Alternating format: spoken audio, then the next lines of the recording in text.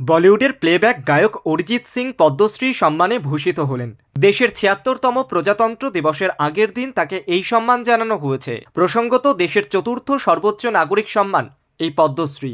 চলতি বছর মোট ১৩৯ জন ভারতীয়কে পদ্ম পুরস্কার দেওয়া হচ্ছে। এর মধ্যে ৭ জন পদ্ম বিভূষণ, ১৯ জন পদ্মভূষণ, ১১৩ জনকে পদ্মশ্রী পুরস্কার দেওয়া হচ্ছে।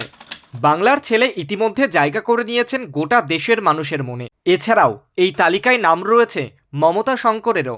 এছাড়াও রয়েছে শরৎ বাদক, পণ্ডিত তেজেন্দ্র নারায়ণ মজুমদারের। শিল্প জগৎ থেকে ২০২৫ সালে পদ্মশ্রী পাচ্ছেন গুজরাটি কত্থক শিল্পী কুমুদিনী লাখিয়া, ভায়োলিনিস্ট লক্ষ্মীনারায়ণ সুব্রহ্মণ্যম, বিহারের শাস্ত্রীয় সঙ্গীত শিল্পী শারদা সিনহা, যিনি ২০২৪ সালের নভেম্বর মাসে প্রয়াত হয়েছেন।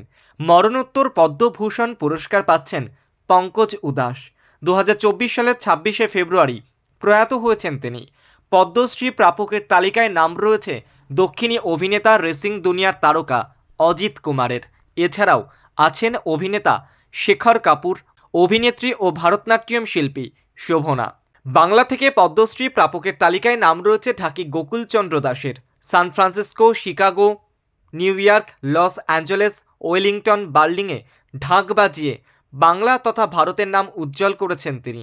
বাংলার আরেক গুণী ব্যক্তিত্ব নাগেন্দ্রনাথ রায় পদ্মশ্রী পাচ্ছেন শিক্ষা জগতে তার অবদানের কারণে। এছাড়াও পদ্মশ্রীতে বাংলা থেকে নাম রয়েছে স্বামী প্রদীপ্তানন্দ কার্তিক মহারাজের। ক্রিকেটার রবিচন্দ্রন অশ্বিন পাচ্ছেন পদ্মবিভূষণ।